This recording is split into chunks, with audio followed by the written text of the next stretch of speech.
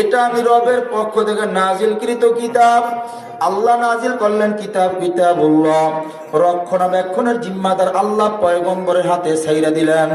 আগের 3 কিতাবের জিম্মাদারি আল্লাহ নেয় নাই, পয়গম্বর হাতে ছাইরা দিয়া বলে, পয়গম্বর আপনার উপরে নাজিল করলাম কিতাব, কিতাবুল্লাহ। এটা নিজে পড়বেন, কমদেরকে পড়ে শোনাইবেন, সংরক্ষণ আপনি নিজে করবেন। আল্লাহু আকবার কর না। এই জন্য তাকায় দেখেন, আগের 3 কিতাবের জিম্মাদার পয়গম্বর ছিল। যতদিন পয়গম্বর দুনিয়ার জমিনে জীবিত ছিল ততদিন ওই কিতাবগুলোও ঠিক ছিল। যখন পয়গম্বর বিদায় হয়ে গেল, ওই কিতাবের মধ্যে আস্তে আস্তে ভেজাল ঢুকে গেছে। কারণ সংরক্ষণের দায়িত্ব যার কাছে ছিল সে এখন দুনিয়াতে নাই। এই জন্য এক এক দেশের তাওরাত এক এক রকম। লন্ডনের তাওরাতের সঙ্গে ফ্রান্সের তাওরাতের কোনো মিল নাই, ফ্রান্সের তাওরাতের সঙ্গে আমেরিকার তাওরাতের কোনো মিল নাই, আমেরিকার তাওরাতের সঙ্গে ভারতের তাওরাতের কোনো মিল নাই। এক এক দেশের তাওরাত এক এক রকম, কারণ রক্ষণাবেক্ষণের জিম্মাদার যার কাছে ছিল সে আর জগতে নাই। এ দুনিয়ার মানুষ আগের 3 কিতাব আল্লাহ নাজিল করে কয় কিতাবুল্লাহ, এটা আমি রবের পক্ষ থেকে নাজিলকৃত কিতাব। আল্লাহ কোরআন নাজিল করে কয় এটা কিতাবুল্লাহ নয়, এটা কালামুল্লাহ। আগের 3 কিতাব কিতাবুল্লাহ, রবের পক্ষ থেকে নাজিলকৃত কিতাব। রব কয় কোরআন এটা শুধু কিতাবুল্লাহ নয়, এটা কালামুল্লাহ। আমি রবের পক্ষ থেকে যা নাজিল হয়েছে সব আমি আল্লাহর কথা। আর জোরে কোন বলেন, আল্লাহর কথার দাম আছে না নাই? এই জন্য কোরআন কালামুল্লাহ, আল্লাহর কথা। এই জন্য রব বলেন দেখো আমার কথার দাম আছে, এই জন্য কোরআনের দাম বেশি, এই জন্য কোরআন দামি। যদি তোমরা না বোঝো, আমি রব আরো সুন্দর করে মিসাল রেখে দিলাম। রব বলেন বান্দা তাকায় দেখো, দামি কোরআন যে রাত্রে নাজিল হইল, দামি কোরআনের কারণে আমি আল্লাহ ওই রাতের দাম বাড়ায় দিলাম। দামি কোরআন যে মাসে নাজিল হইল, আমি আল্লাহ দামি কোরআনের কারণে ওই মাসের দামি বানায় দিলাম। দামি কোরআন যে নবীর উপরে নাজিল হইল, তামাম নবীদের মধ্যে আমি আল্লাহ ওই নবীর দাম বাড়ায় দিলাম। দামি কোরআন যে ফেরেশতার উপরে নাজিল হইল, তামাম ফেরেশতাদের মধ্যে আমি আল্লাহ ফেরেশতার দাম বাড়ায় দিলাম। দামি কোরআন দুনিয়ার যে কাগজের মধ্যে লেখা হয়, দামি কোরআনের কারণে আল্লাহ ওই কাগজের দাম বাড়ায় দেয়। দামি কোরআন যে কালি দিয়া লেখা হয়, তামাম দুনিয়ার কালির মধ্যে আল্লাহ কালিটার দাম বাড়ায় দেয়। দামি এক কোরআন দুনিয়ার কাঠের মধ্যে রেখে পড়া হয়, তামাম দুনিয়ার কাঠের মধ্যে আল্লাহ কাঠের দাম বাড়ায় দেয়। দামি এক কোরআন দুনিয়ার যে কাপড়ে জুজদান লাগানো হয়, তামাম দুনিয়ার কাপড়ের মধ্যে আল্লাহ কাপড়টার দাম বাড়ায় দেয়। দামি এক কোরআন যে মানুষটার কলিজার মধ্যে ঢুকবে, তামাম দুনিয়ার মধ্যে আল্লাহ মানুষটার দাম বাড়ায় দেয়। এবার রব বলেন ওয়ালাকাদ কাররামনা বানি আদম, তোমরা দামি। এ বাবা দুনিয়াদার হইয়া দামি হওয়া যায় না, মেম্বার হইয়া দামি হওয়া যায় না, চেয়ারম্যান হইয়া দামি হওয়া যায় না।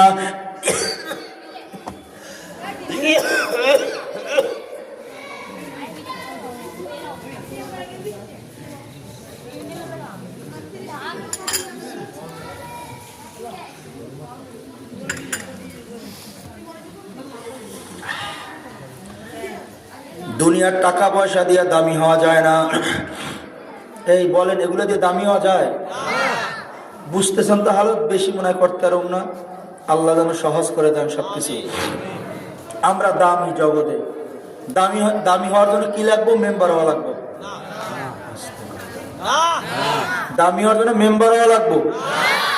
তাহলে চেয়ারম্যান তো দামি হওয়া যায়, তাহলে এমপি হলে দামি হওয়া যাবে? তাও না। মন্ত্রী হলে দামি হওয়া যাবে? তাও না। প্রধানমন্ত্রী হলে দামি হওয়া যাবে না। দুনিয়া দিয়া দামি হওয়া যায় না।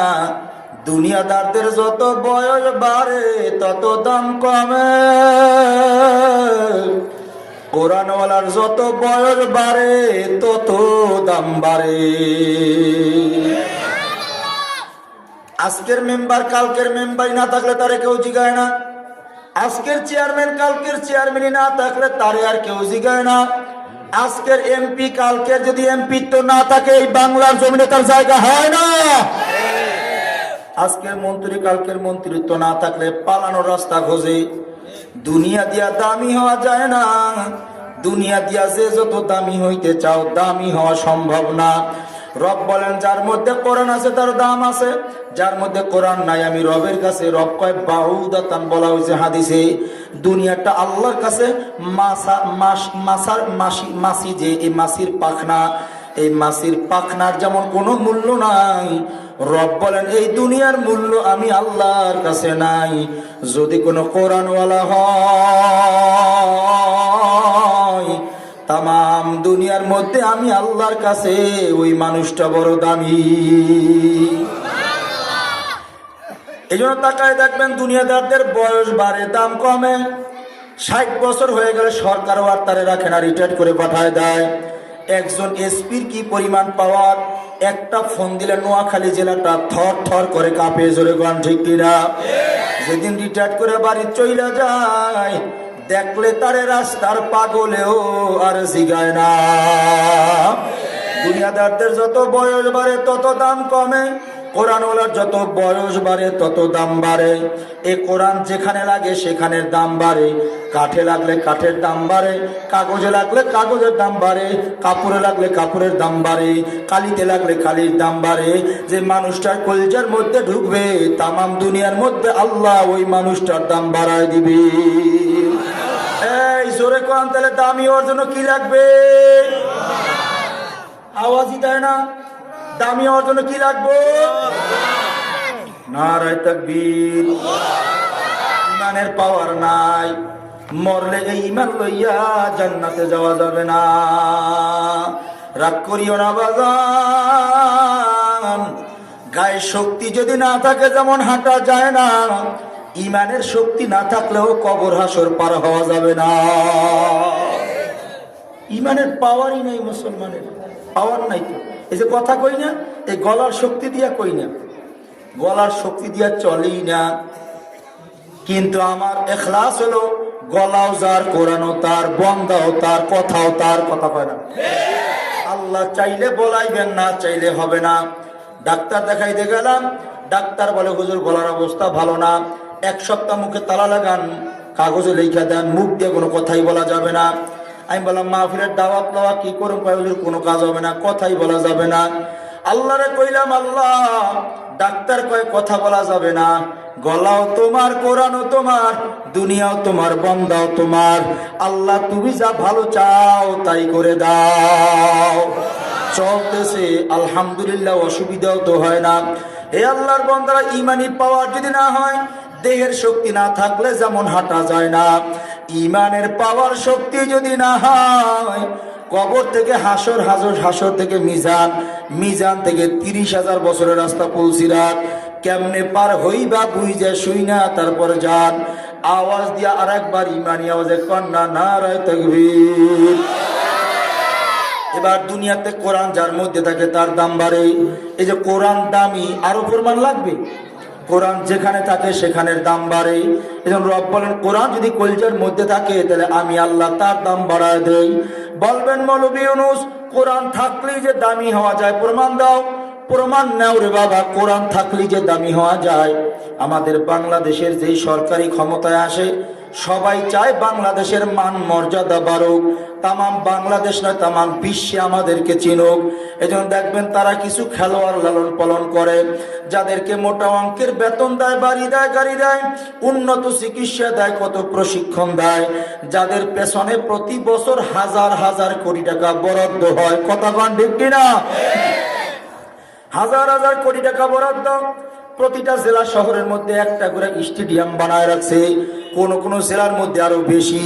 হাজার হাজার কোটি টাকার সম্পদ যাদের জন্য এই রকমের আটকায় রাখছে, যাদের পিছনে হাজার হাজার কোটি টাকা বরাদ্দ করলো, একমাত্র উদ্দেশ্য তোমাদের পিছনে হাজার হাজার কোটি টাকা কেন খরচ করি? তোমরা আমেরিকার মাটিতে গিয়া খেলাধুলা কইরা আমগুলোকে একটা বিশ্বকাপ লইয়া লাল সবুজের পতাকা উড়াইয়া বাংলার জমিনে ফিরে আসবা। লন্ডনের মাটিতে যাইবা, লন্ডনের মাটিতে খেইরা আমগুলো একটা বিশ্বকাপ লইয়া লাল সবুজের পতাকা উড়াইয়া আসবা। এই জন্য যাদের পিছনে হাজার হাজার কোটি টাকা ব্যয় করা হইল, দুঃখ লাগে রে বন্ধু,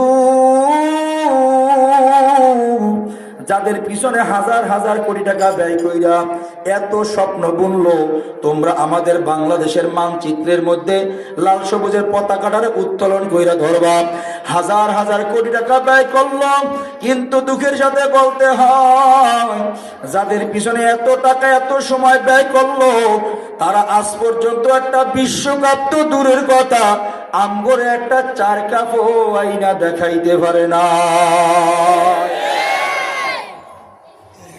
আমার ভাঙা কথাগুলো বুঝতেছেন তো?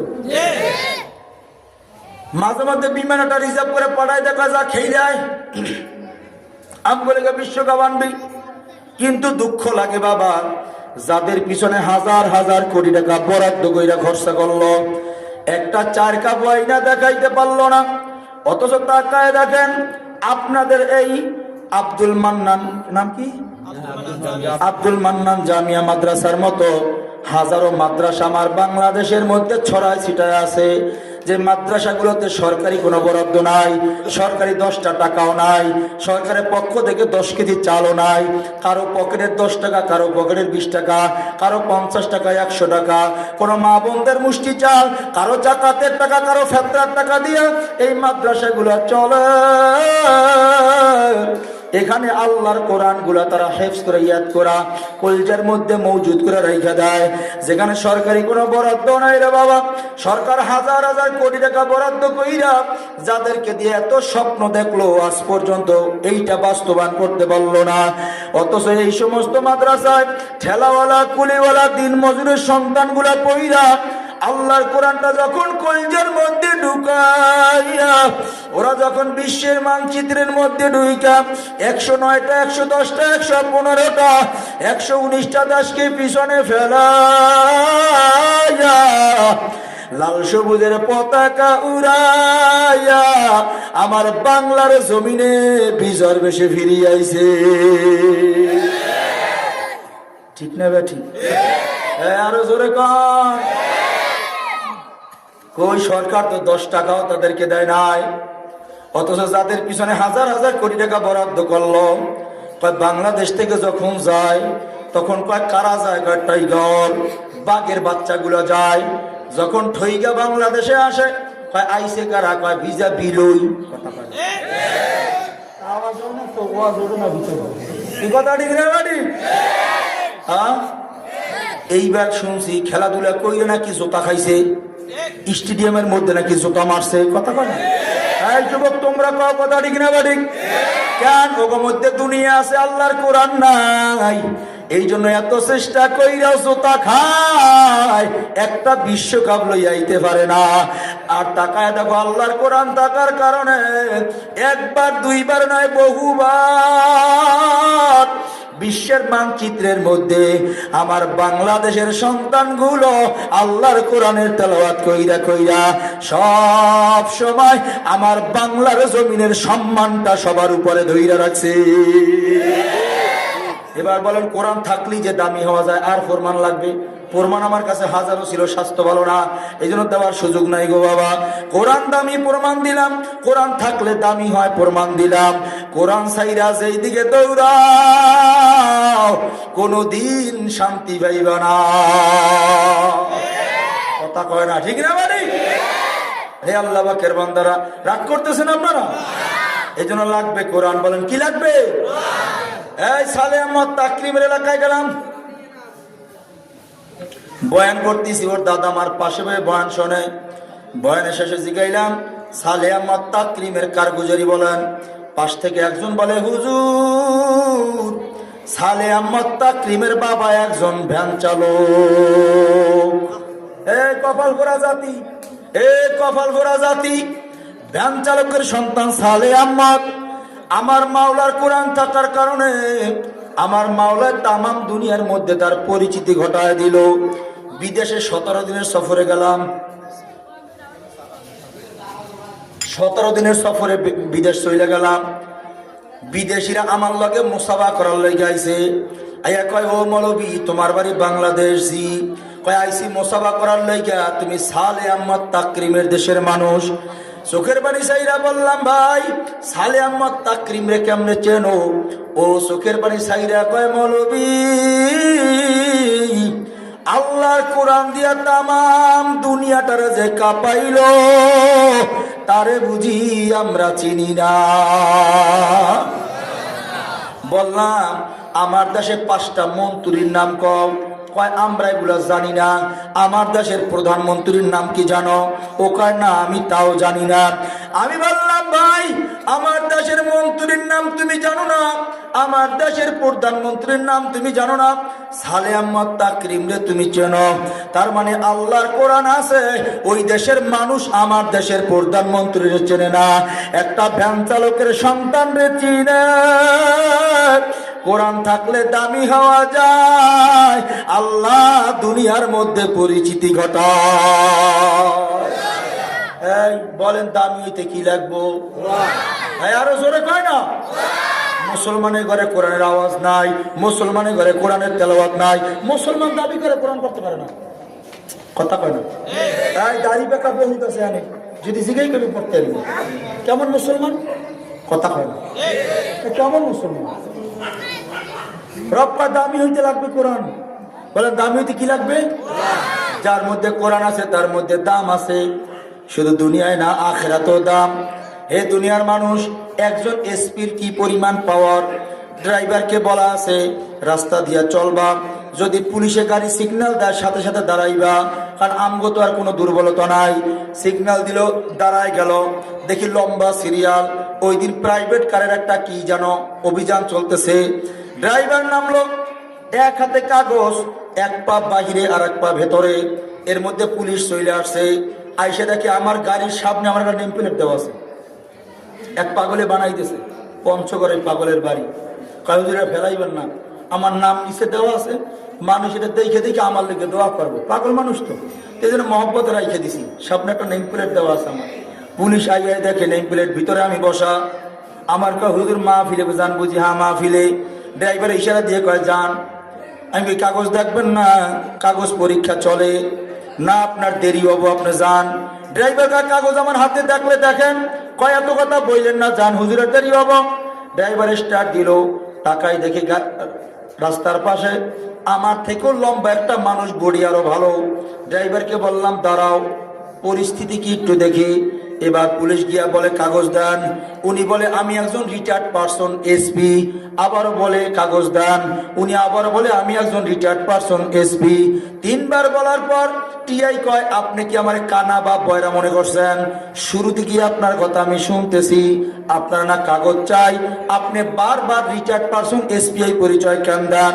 সরকার আপনার রিটায়ার্ড করে বাড়ি পাঠাই দিছে, ওই পরিচয় বাড়ির চলবে, রাস্তায় চলবে না। একজন এসপির পাওয়ার কেমন? এমন হাজারো টিআই এমন এসপিরে দেখলে সেলুট মেরা সার কইতো, কথা কয় না? আজকের চাকরি নাই, তারে রাস্তায় দাঁড় করাইয়া জেরা করে। ড্রাইভার আমার কয় হুজুর বুঝলাম না, একজন রিটায়ার্ড পারসন এসপি এর দাঁড় করাইয়া জেরা করে আর আপনারে সাইরা দেয়, কারণ কি? আমি বলি তুই বুঝবি না রে ভাই, এটা আমার কারণে নয়, এটা কোরআনের কারণে হয়। নারায়ে তাকবীর। কার কারণে? কিসের কারণে? কোন কোন কোন? কিসের কারণে? এই জন্য কোরআনওয়ালারে যদি কেউ আঘাত দেয়, কোরআনওয়ালারে যদি কেউ ব্যথা দেয়, আমার আল্লাহ ছাড় দেয়, তারে আর ছেড়ে দেয় না। কোরআন আল্লাহর তো কালামুল্লাহ। রব্বা যে কোরআন দেখলো সেজন্য আমারে দেখলো, যে কোরআন পড়লো সেজন্য আমি রবের সাথে কথোপকথন করলো, যে কোরআনটারে চুম্বন করলো সেজন্য আমি রবরে চুম্বন করলো, কোরআনটারে বুকে জড়াইলো সেজন্য আমি রবরে বুকে জড়াই নিল, যে কোরআনটারে মাথায় রাখলো সেজন্য আমি রবরে মাথায় রাখলো, যে কোরআনটারে কলজার মধ্যে ঢুকা দিল, তামাম দুনিয়ার মধ্যে আমি আল্লাহর মোহাব্বত কলজায় দিল।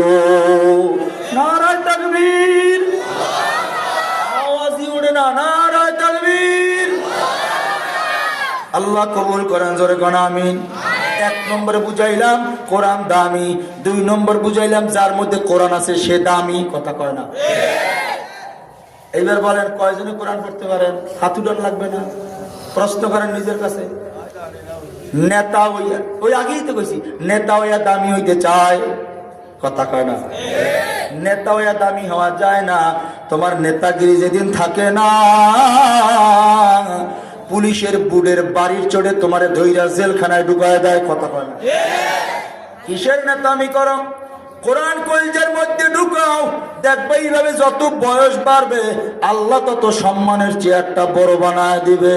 দুনিয়াদারদের বয়স বাড়ে, দাম কমে, কোরআনওয়ালার বয়স বাড়ে, আল্লাহ দাম বাড়ায়া দেয়। শুধু তাই নয়, বুখারী সানি কিতাবুত তাফসীরের বিবরণ। কিয়ামতের ময়দানে জাহান্নাম রে ধইরা যখন টাইনা আনবে, জাহান্নামের পরিস্থিতি দেখা সব নবীরা সিজদায় পড়ে বলবেন, নাফসি, আল্লাহ আমারে বাঁচান।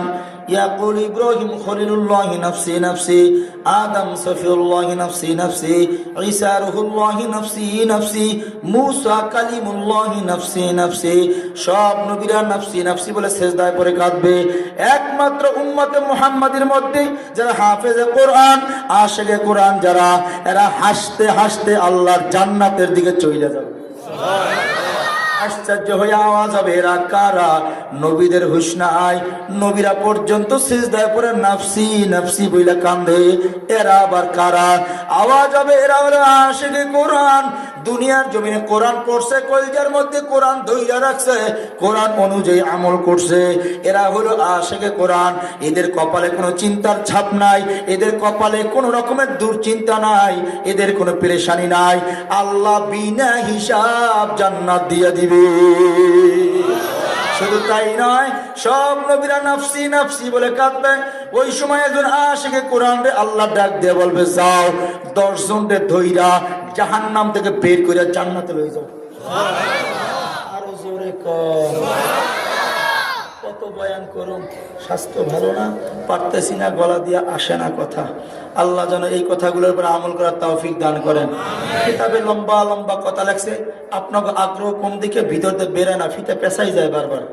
ছোটকালে দেখেন নাই ট্যাপ রেকর্ডার যদি বেশি দূর বেরোতো তার ভিতরকে পেঁচাই থাকতো, কথা কয় না, ফিরে ফিরে বের করা লাগতো। আমার ভিতরে ফিতা পেঁচাইতেছে, কারণ যেহেন এখনো ক্লিয়ার হয় নাই আমার, যাহা আমার কথা আপনারা নিচ্ছেন শুনতেছেন, এটা আমি আমার জায়গা থেকে স্পষ্ট হইতে পারিনি এখনো। এই জন্য ভিতরে বারবার কথা আমার পেঁচাই যাইতেছে। এই জন্য মনে হয় এখানে কথা আমি আর বলতে পারতেছি না। আল্লাহ যেন যা বলছে কথাগুলো বরকত দান করে, আমিন কন। আরে আমিন আরো জোরে কন না। কথা বের করার লেগে না ফিতা পেঁচাইতেছে আমার, কারণ আমি আগেই বলছি ছোট মানুষ, আমি একেবারে কম পড়া একজন মানুষ। এখানে অনেক বুজুর্গ হযরত ওলামায়ে কেরাম আছেন, এমন দামি আলেম এখানে আছেন, জানার জোতা সোজা করার যোগ্যতাও আমার নাই রে বাবা। তারপর মহব্বত করে বসাইছেন, নিজের কোনো এলেম নাই, তবে উস্তাদরা যেভাবে আমাদেরকে পড়াইছেন ওই হরকতগুলো নকল করে শুধু আপনাদেরকে শোনাইতেছি। আল্লাহ যেন কথাগুলো আমল করার তৌফিক দান করেন। এবার দেখেন, শেষ কথা হলো দামি হওয়ার জন্য কোরআন লাগবো। এবার দেখেন, যেখানে কোরআন থাকে লাগে ওখানে দাম বাড়ে, যেখানে কোরআন লেগে যায় তার দাম বেড়ে যায়। আল্লাহ আমাদেরকে দামি বলছেন কোরআনের কারণে। কিয়ামতের ময়দানে বুখারী সানি কিতাবুত তাফসীরের বিবরণ হলে এমনই, সব নবীরা হুঁশ হারাইবে, মায়ের কথা মনে থাকবে না, বাবার কথা মনে থাকবে না, স্ত্রী সন্তানরে ভুলে যাবে, নিজের লয়ে চিন্তা করবে, নাফসি, আল্লাহ আমারে বাঁচান, হে রব আমারে বাঁচান। ওই সময় একদল আনেওয়ালা উম্মতদের মধ্যে যাদের কপালে চিন্তার ছাপ নাই, দুশ্চিন্তা নাই, কোন রকম টেনশন নাই, হাসবে আর আল্লাহর জান্নাতের দিকে ঢুকবে। বলবে এরা কারা? বলবে এরাই হলো দুনিয়ার জমিনে আশিকে কোরআনের দল। জান্নাতের দরজায় গিয়ে দাঁড়াই কইবে, আল্লাহ আমি জান্নাতে যাবো না। নবীরা সেজদায় পরে কান্দে, তারা আল্লাহ আল্লাহকে বাহানা করবে, জান্নাতে যাবো না। কেন যাইবি না? আর জান্নাতের মধ্যে আমার আব্বারে দেখি না, আমার আম্মারে দেখি না। চেহারা ঘুরাইবে, ঘুরাই দেখবে জাহান্নাম থেকে আওয়াজ আসে, মা কান্দে, আব্বা কান্দে, ডাক দিয়ে বলবে, আল্লাহ আমার আব্বা আম্মারে না লয়ে জান্নাতে যাবো না। আল্লাহ আদেশ করবে, তুমি আমার আশিকে কোরআন, তুমি আমার হাফেজে কোরআন, হেফাজত করছো কোরআন রে। কত কথা কম। এখানে আরো একটা কথা আছে, এই যে হাফেজে কোরআন কেন বলি আমরা, কত কথা বলবো। এখানে পাগড়ির একটা কথা আছে, এই পাগড়ি এখানে কেন দিল? এটাকে বেলায়েতের পাগড়ি বলা হয়। আল্লাহ এই কথাগুলো সবাই বোঝার তৌফিক দান করেন। এই কথা একটা একটা সামনে আগাইতেছি, সংক্ষেপে দেখি কতটুকু বলা যায়। এবার বলবে যে তুমি তো হাফেজে কোরআন, আমার কোরআনকে হেফাজত করছো। আচ্ছা বলেন তো, আগের 3 কেতাবের হেফাজতকারী কে ছিল? নবী। এই জন্য নবী বিদায় কোরআন ওই কেতাবের মধ্যে ভেজাল ঢুকে গেছে। এবার দেখেন তাকাইয়া, আল্লাহ পাক রব্বুল আলামিন আগের 3 কেতাব নাজিল করে কিতাবুল্লাহ, আমার পক্ষ থেকে নাজিলকৃত কিতাব, হেফাজতের দায়িত্ব পয়গম্বর আপনার উপরে। এই জন্য পয়গম্বর নাই, কিতাব ঠিক নাই, ভেজাল হয়ে গেল। আল্লাহ কোরআন নাজিল করে কালামুল্লাহ, আমার কথা, আমার ভাষা নাজিল করছি আমি, কিয়ামত পর্যন্ত হেফাজতের দায়িত্ব আমি আল্লাহ নিলাম। আর জোরে কর, কেন কালামুল্লাহ? আমার রবের কালাম। যদি কেউ এই রকমের তাওরাতের মতো ভেজাল ঢুকায়, একটা জের জবর নক্তার যদি বেশ কমায়া যায়, আল্লাহর কথার মধ্যে বেশ কমায়া যাবে। কিয়ামত পর্যন্ত কোনো বাতিল, কোনো বেঈমান, কোনো নাফরমান, কোনো কাফেররা যেন আল্লাহর কোরআনের মধ্যে বেশ কম ঘটাইতে না পারে। আল্লাহ বলেন নাজিল করলাম আমি। এই বেয়াদবটা কেটা দেখেন তো,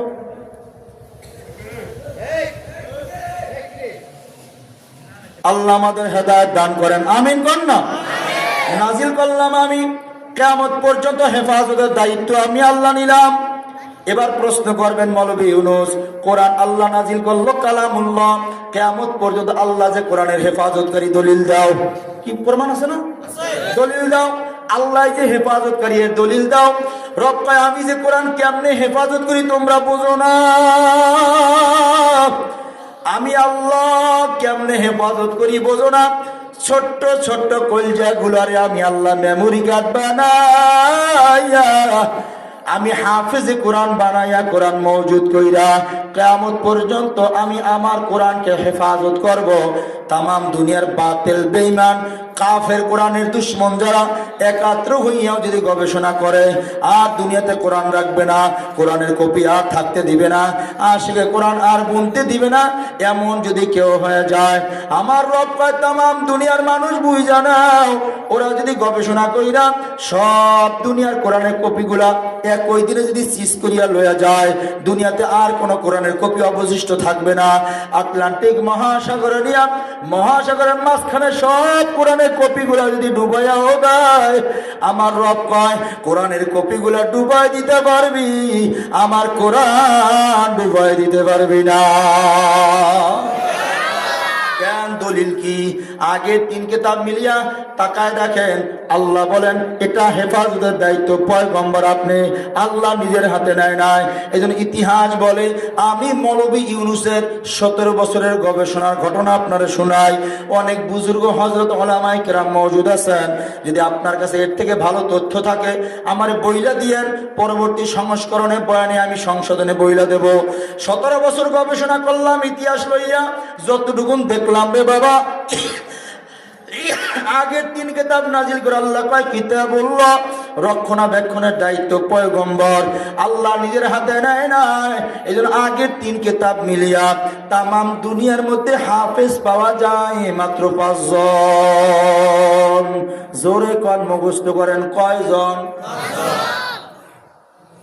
ইতিহাস বলে আগের 3 কিতাব মিলিয়ে হাফেজ পাওয়া যায় মাত্র 5 জন। যেহেতু জিম্মাদার নবীরে দিলেন, ওই পরিমাণ ইলমি যোগ্যতা আল্লাহ কাউরে দেয় নাই যে অন্য কেউ ওটা ইয়াদ করে, হিফজ করে, কলজের মধ্যে মওজুদ করে ধরে রাখবে, এই ক্ষমতা আল্লাহ কাউরে দেয় নাই। আগের 3 কিতাব মিলিয়ে হাফেজ পাওয়া যায় মাত্র 5 জন। ইতিহাস বলে তাওরাতের হাফেজ 4 জন, জবুরের হাফেজ 1 জন, ইনজিলের হাফেজ 1 জন। ইমানি আওয়াজে কোন যোগ করলে কয়জন হয়? কথাই অঙ্কুই বোঝে না। তাওরাতের ইতিহাস বলে, ইতিহাস এই কিসসা কাহিনী না, ওই কিসসার বয়ান কোন সময় পছন্দই করি না। চেষ্টা করি একটা মওজুর উপর আলোচনা করার, বিষয়ের উপরে। ডান বাম হয়তো হবে, কিন্তু বিষয় ঠিক থাকবে। কোরআনের আলোচনা যদি আপনি সময় দেন 1 সপ্তাহ, খালি কোরআনের উপর আলোচনা করবো, এই কোরআনের এতটুকুর উপরে, এই নাজিলের উপরে 1 সপ্তাহ পার হবে, ঘটনা শেষ হবে না, শেষ হবে না। এর নাম কোরআন, এর নাম মুজিজা কালাম। এই জন্য কিছু গবেষণার কথা শোনাই যাইতেছি, আর কোনোদিন দেখা নাও তো হতে পারে। এই জন্য শোনাই যে আল্লাহ বরকত দান করেন। জোরে বলেন। তাওরাতের হাফেজ 4 জন, জবুরের হাফেজ 1 জন, ইনজিলের হাফেজ 1 জন, যোগ করলে কয়জন হয়? আমি কইছি কয়জন? এখানে প্রশ্ন, মৌলভী ইউনূস তোমার বয়ানে তুমি বললা 5 জন, আবার তোমার বয়ানে যোগফল হয় 6 জন, কারণটা কি? এবার ইতিহাস বলে পয়গম্বর ঈসার উপর নাজিলকৃত কিতাবের নাম ইনজিল, উনি ইনজিলেরও হাফেজ, উনি তাওরাতেরও হাফেজ। একই পয়গম্বর 2 কিতাবের হাফেজ ছিল, তাহলে 6 জন থেকে 1 জন মাইনাস করলে কয়জন হয়? এ দুনিয়ার মানুষ, আগে 3 কিতাব মিলিয়ে তাম দুনিয়ার মধ্যে হাফেজ পাওয়া যায় মাত্র 5 জন। আল্লাহ হেফাজতের দায়িত্ব নেয় নাই। আল্লাহ কোরআন নাজিল করে কয়, নাজিল করলাম আমি আল্লাহ, কিয়ামত পর্যন্ত হেফাজতের দায়িত্ব আমি আল্লাহ নিলাম। এজন্য তাকায়দা করে মানুষ, আগের 3 কিতাব মিলিয়া হাফেজ পাওয়া যায় মাত্র 5 জন, আর বর্তমানে হাফেজে কোরআনের সংখ্যা 6.5 কোটি। আমার কথাই আপনার বিশ্বাস করার দরকার নাই। যাদের হাতে টাচ মোবাইল আছে, আপনি গুগলে গিয়ে সার্চ দেন, লিখবেন তামাম দুনিয়া হাফেজে কোরআনের সংখ্যা কত, দেখবেন লেখা আসবে 6,67,00,000। আল্লাহু আকবার। আমি 17 লাখ এমনি সাইরা দিলাম, ওটা বাদ, তারপরে তাকায় দেখেন 6.5 কোটি। আল্লাহু আকবার। কয় কোটি? কয় কোটি? কয় কোটি? 6.5 কোটির কলজাটারে আল্লাহ মেমোরি কার্ড বানাইয়া আল্লাহ তার কোরআনটারে হেফজ করে মজুদ করে ধইরা রাখলো। তামাম দুনিয়ার বেঈমানরা একই দিনে যদি আটলান্টিক মহাসাগরে ডুবাইয়া দেয়, রপ্পায় ডুবাই দিতে পারবি, আমার কোরআন মিটাইতে পারবি না। একদিকটা কোরআন তোরা লয়া যাইবি, অন্য দিকটা হাফেজে কোরআনরা বইসা হাতে লেখা লেখা জাতিরে কোরআন ধরায় দিবে। হেফাজতের দায়িত্ব কার? পারলে একটা জের জবর নক্তার বেশকুম কেউ ঘটাও, ছোট্ট একটা হাফেজে কোরআন দ্বারাই লোকমা দিবে, হুজুর ভুল হইছে, কথা কয় না, ঠিক না? ঠিক। এ বাবা, আল্লাহ যে হেফাজতকারী কেমনে বুঝামু? এই 10 বছরের হাফেজ নাই, 10 বছরের ছেলেটা হাফেজ নাই তো নাই, কথা কয় না, তার বুঝি না। ওই যে ফিতার পেশাই আমার ভিতরে পেশ খায়। 10 বছরের হাফেজ নাই, 9 বছরের ছেলেটা হাফেজ নাই, এই 7 বছরের হাফেজ নাই, এই 1 বছরে হাফেজ হইছে নাই, এই জোরে বলেন 6 মাসে হাফেজ হইছে এমন সন্তান নাই, 1 মাসে হাফেজ হইছে এমন ইতিহাস বাংলার জমিনে নাই।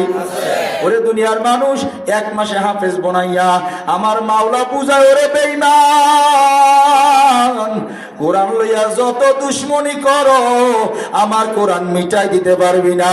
তোরা যত চক্রান্ত করবি আমি আল্লাহ তত বেশি শক্তিশালী বানায় দেব। না নাই এ বাবা, কেমনে বুঝাইলে বুঝবা জানি না। 7 বছরের 6 বছরের হাফেজ আমি দেখছি, কথা কয় না। আপনাদের এই নোয়াখালীতে সম্ভবত বেগমগঞ্জের মাহফিল, কনকনে শীতের মধ্যে আমাকে মোহতামিম সাহেব বলে, হুজুর 19 জন হাফেজ মাথায় পাগড়ি নিবে, মোনাজাতের আগে আপনি